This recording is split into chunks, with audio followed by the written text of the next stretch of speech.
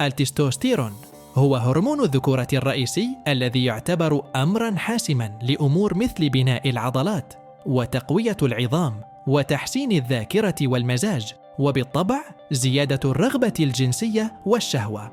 وبينما يمكن أن تساعد بعض الأطعمة مثل المحار والرمان والزنجبيل في تعزيز مستويات التستوستيرون، هناك أيضاً بعض الأطعمة التي قد تؤثر سلباً على قدرة الجسم على إنتاج التستوستيرون بشكل فعال. وتناول هذه الأطعمة بشكل مستمر يمكن أن يؤدي حتى إلى انخفاض مستويات التستوستيرون، ويمكن أن يؤدي انخفاض مستويات التستوستيرون إلى سلسلة من الآثار الجانبية السلبية، بما في ذلك فقدان كتلة العضلات والأرق وزيادة الدهون في الجسم والاكتئاب وانخفاض الرغبة الجنسية. لذا اليوم أرغب في التحدث عن 7 أطعمة قد تؤثر سلباً على مستويات التستوستيرون بناء على الأدلة العلمية. نبدأ أولاً بحبوب الكتان. أعلم أن منتجات حبوب الكتان اكتسبت شهرة كبيرة في السنوات القليلة الماضية، ويطلق عليها بعض الأشخاص لقب الطعام الخارق. وعلى الرغم من أن حبوب الكتان غنية جداً بالألياف وحمض ألفا أوميغا 3، إلا أن حبوب الكتان ليست مثالية لتحسين الصحة الهرمونية للذكور بسبب احتوائها الكبير على مركبات الليغنان.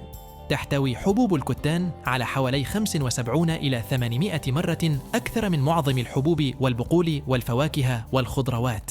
ويمكن أن يكون هذا مشكلة لسببين.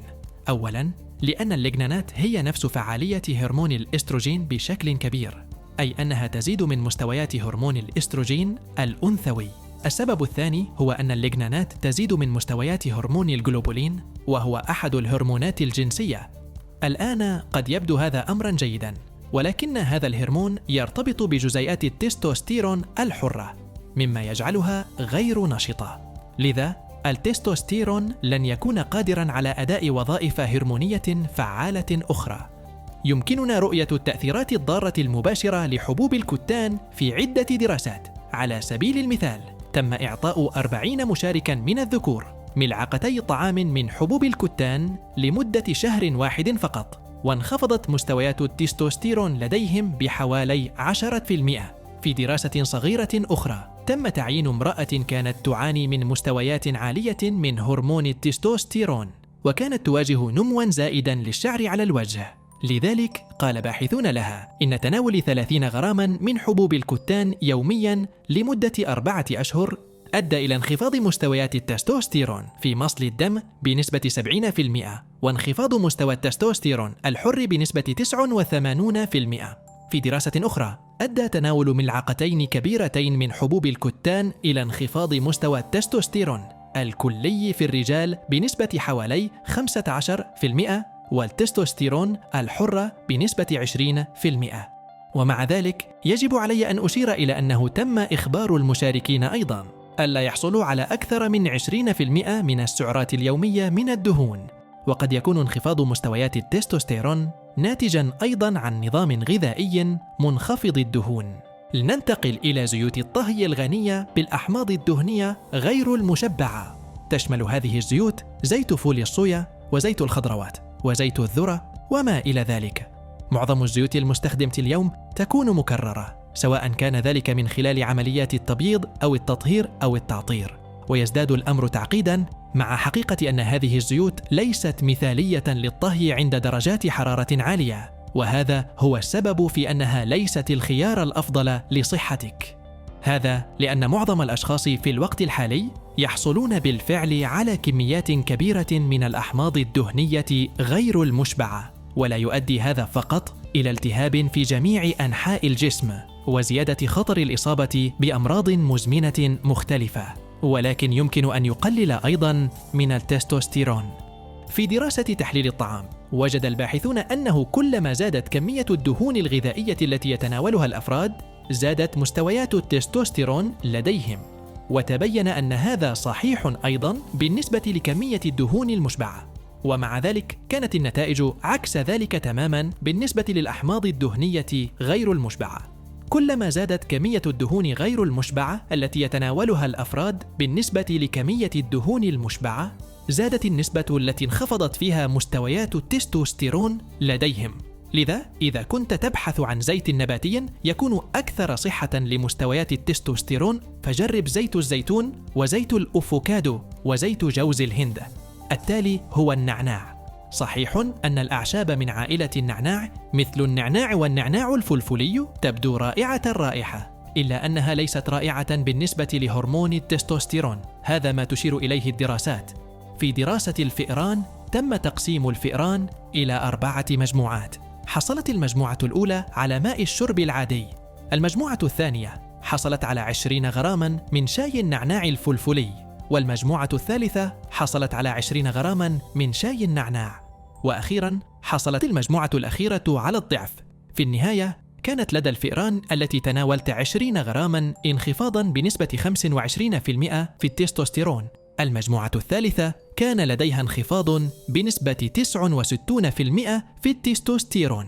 المجموعة الأخيرة انخفضت مستويات التستوستيرون فيها بنسبة 123%. التالي هو الكحول الذي لن يؤدي فقط إلى مشاكل كبيرة، ولكن يمكن أن يسبب أيضاً انخفاضاً في مستويات التستوستيرون.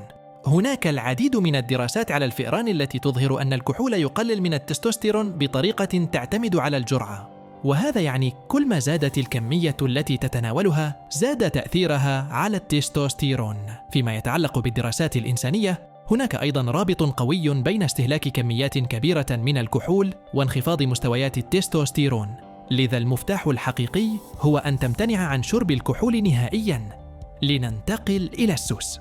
بالتأكيد قد يكون السوس لذيذاً ويمكن أن يكون له فوائد في بعض الحالات، مثل التقليل من حرقة المعدة وتسريع إصلاح غشاء المعدة التالف، بالإضافة إلى بعض الخصائص المضادة للالتهابات وتعزيز المناعة. ولكن المشكلة هي أنه لديه عيب هائل، وهو أنه قد يخفض من مستويات التستوستيرون.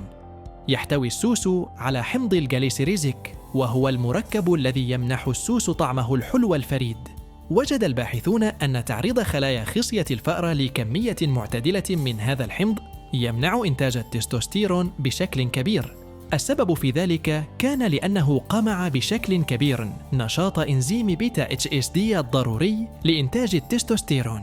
للأسف لا يبدو أن التأثيرات السلبية لهذا الحمض تقتصر على الفئران فقط.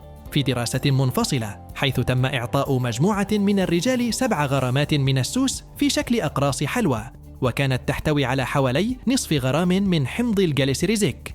بعد 4 أيام فقط انخفضت مستويات التستوستيرون الطبيعية من 21 إلى 15.9 نانومول لكل لتر.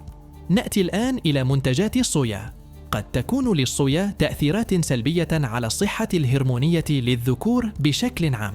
واحدة من الأسباب هي أن الصويا تحتوي على كمية عالية من الإيزوفلافونات النباتية المحفزة للإستروجين، والتي يمكن أن تنشط مستقبلات الإستروجين وتخفض مستقبلات الإندروجين. بالنسبة للذين لا يعلمون، فإن مستقبلات الإندروجين هي التي تتصل بها هرمونات الذكورة مثل التستوستيرون لكي تكون قادرة على أداء وظائفها. وعلاوة على ذلك، يمكن للصويا أن تعيق امتصاص اليود في الغدة الدرقية وتعيق إنتاج هرمونات الغدة الدرقية، وهذه مشكلة كبيرة لأن الوظيفة الضعيفة للغدة الدرقية ترتبط بتأثيرات ضارة على الصحة الهرمونية. هذا يعتمد على نوع الدهون التي توجد في حبوب الصويا، وهي في الغالب أحماض أوميغا 6 الدهنية غير المشبعة. أكثر من نصف الدهون في حبوب الصويا تتكون من هذه الدهون الغير مشبعة. وكما ذكرت سابقاً، عند استهلاك هذا النوع من الدهون بشكل زائد يزيد من الالتهاب ويضر بمستويات التستوستيرون. ومع ذلك لا تظهر جميع الأبحاث أن هذه التأثيرات تنتقل إلى البشر. إذا كنت ترغب في البقاء في الجانب الآمن، قد ترغب في تقليل كميتك من منتجات الصويا مثل مسحوق بروتين الصويا والتوفو وحليب الصويا. أخيراً، نجد نوعاً من الدهون يعرفه معظم الناس بأنه ضار بصحتهم، ويحدث أيضاً تأثيراً سلبياً على مستويات التستوستيرون، أعني الدهون المتحولة.